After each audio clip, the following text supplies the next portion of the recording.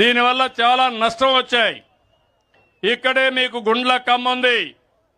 ఏం తమ్ముళ్ళు జ్ఞాపకం ఉందా మీకు?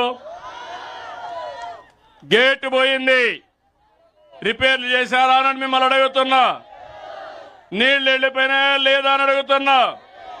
రైతులు నష్టపోయారా లేదా అని మిమ్మల్ని అడుగుతున్నా. అయినా మీకు ఇంకా కోపం రాలా. గుండ్లకమ్మ గేట్లు రిపేర్ చేయించడమే కాకుండా మళ్ళా గుండ్లకమ్మ నీళ్లు పెట్టిన ఘనత కూడా తెలుగుదేశం పార్టీదని చెప్పి కూడా నేను మీకు తెలియజేస్తున్నా. ఈరోజు పాత ప్రకాశం జిల్లా ఉంది, కరూరు జిల్లా, నీళ్లు లేవు. కొన్ని ప్రాంతాలకు మాత్రం కృష్ణా వెస్టర్న్ డెల్టా వస్తుంది, కొన్ని ప్రాంతాలకు నాగార్జున సాగర్ వస్తుంది, రైట్ మెయిన్ కెనాల్ వస్తుంది. మిగిలిన ప్రాంతాల్లో నీళ్లు లేవు.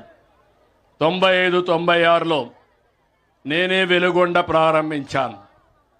కానీ మీరు 2019లో అధికారం వచ్చుంటే 20కంతా ప్రాజెక్టు పూర్తయ్యేది. దాన్ని పూర్తిగా నిర్వీర్యం చేశారు. ఇప్పుడు నేను హామీ ఇస్తున్నా, రాబోయే సీజన్కి ఫేజ్ 1 పూర్తి చేసి కృష్ణా జలాలు ప్రకాశం జిల్లాకు తీసుకొచ్చే బాధ్యత, వెలుగొండ పూర్తి చేసే బాధ్యత ఈ ప్రభుత్వాన్ని.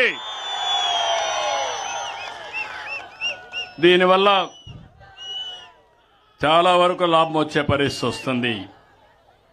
ఈరోజు రాష్ట్రంలో మీరు చూస్తే, నేను ముందే చెప్పా, అన్ని రిజర్వాయర్లకు నీళ్లు ఇచ్చాం.